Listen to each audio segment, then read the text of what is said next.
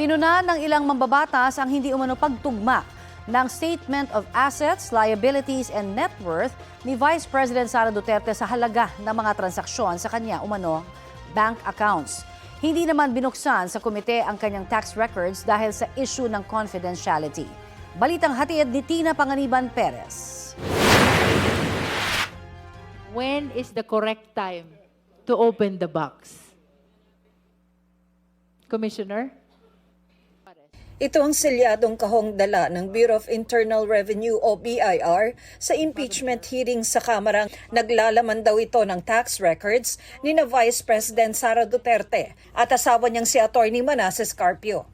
Pero hindi ito iprinisinta ni BIR Commissioner Atty. Charlito Mendoza. The tax code prohibits the disclosure of specific tax information pertaining to specific taxpayers. However, the law provides for some exceptions, which provides that we may disclose specific tax information to Congress, provided that the examination shall be done in executive session. Matapos malinawan ng BIR na hindi in aid of legislation ang impeachment hearing, nagbanta pa ang ehensya na babawiin na lang ang mga dokumento. If the committee says that this is not in aid of legislation, then Section 20A will not apply. And therefore, what we will do, Madam Chair, is to withdraw our submission. Madam Chair, this has been submitted already. I'd rather keep this. Sa huli, hindi binuksan ang kahon, pero maiiwan ito sa Kamara. You are so near yet you're so far. Madam Chair. The BIR apparently complied with the subpoena by bringing to us the sealed box. But because of that issue of confidentiality, we cannot open the box. Pag-uusapan na lang daw ito sa mga susunod na pagdinig. Sumalang din ang Anti-Money Laundering Council o AMLAC sa House Committee on Justice. Yes, there are suspicious transactions and covered transactions found in our system, database, or record. Covered transactions ang tawag sa mga transaksyong aabot ng mahigit 500,000 pesos. Suspicious transactions naman ang anumang halaga ng transaksyon na may dahilan para pagdudahan. Ayon sa AMLAC, may mahigit 600 suspicious at covered transactions sa bank accounts ng bise at kanyang asawa mula 2005 hanggang 2026. Umaabot ito sa 6.77 billion pesos. Mahigit 3.7 billion pesos na halaga ng transaksyon ang dumaan sa mga account ni Duterte. Halos 3 bilyong piso naman sa account ni Carpio. Attorney, to be clear, did you only initiate these reports because of this impeachment? No, Madam Chair, we have, and EMLC has always been in constant monitoring of all the transactions, and while we have generated a latest one, all the data have been as far as back as early years. Hindi po kami namimili ng personality. Ang tinitignan po namin dito ay yung data at yung numbers. Sabi pa ng AMLAC, milyong-milyong piso ang halaga ng halos lahat ng transaksyong inireport sa kanila. Puna ng isang miyembro ng komite, hindi tugma sa salin ni Duterte ang mga transaksyong dumaan sa kanyang bank accounts. Halimbawa, noong 2009, kung kailan Vice Mayor pa siya ng Davao, nagdeklara noon ng mahigit 18 million pesos na net worth si Duterte.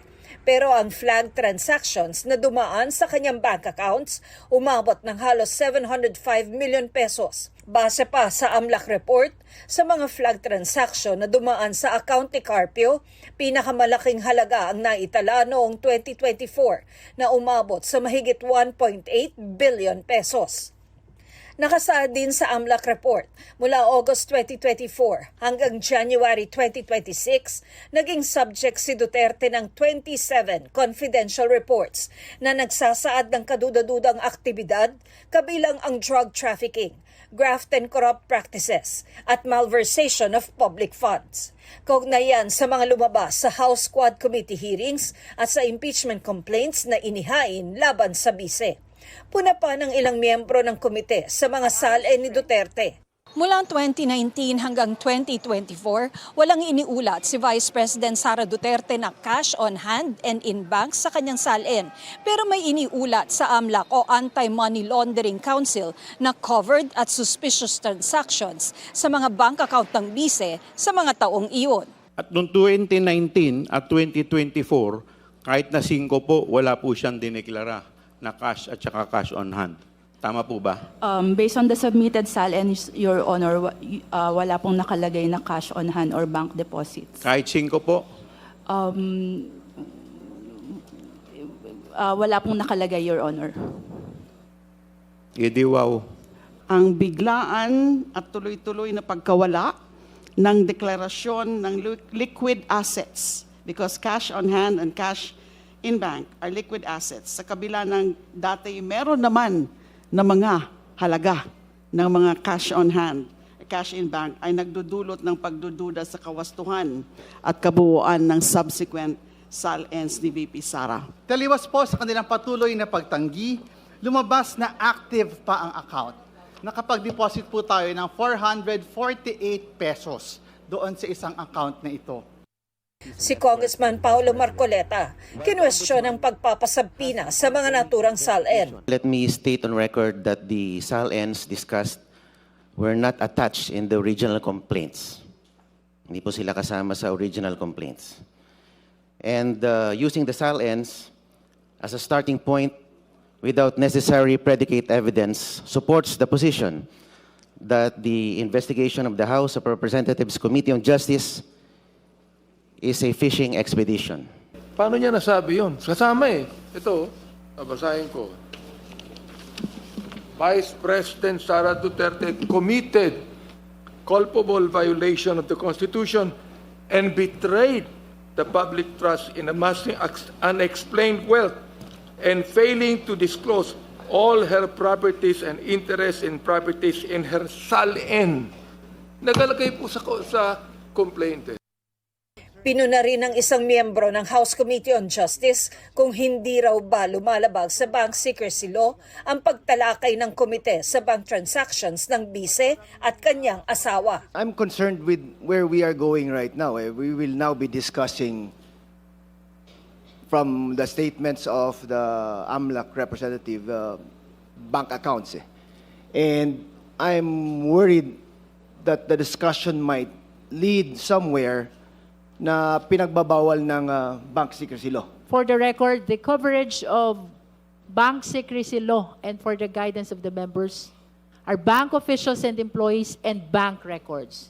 And the chair is of the opinion that the subject matter of our subpoena is apparently not covered by the protection of the bank secrecy law. We cannot use the bank secrecy law as a shield to allow public officials to hide behind. Klarong-klaro po ang pinag-uusapan natin sa isang impeachment case ay pananagutan at kailangan maging transparent ang lahat ng mga public officials. Tanong naman ng isang mambabatas. Pag suspicious yung transaction, ibig bang sabihin na ito ay illegal na or unlawful na? Para kasing ganun lumalabas. Pag ito ay tinag na suspicious, agad-agad itong piniprejudge na as if it's an illegal or unlawful transaction. I want to be clarified on that, Madam Chair. That is a manifestation which does not require any answer. Ganun yon. So basta labas-pasok, nag-a-add to. So it doesn't mean na pagka sinabi natin may 3.9, billion, does it mean na merong 3.9 billion sa loob ng account? Hindi ko po, kung based lang po sa records, hindi ko pa po masabi. Pero maaaring ganon. Theoretically, posible po yung sinasabi. Hindi ulit dumalo sa pagdinig ang bise. Ayon sa kanyang defense team, minonitor nila ang impeachment proceedings pero wala pa silang opisyal na pahayag. Nagpadala rin ng mensahe ang GMA News sa Vice Presidente pero wala pa siyang tugon sa ngayon. Tina Panganiban Perez, nagbabalita para sa GMA News.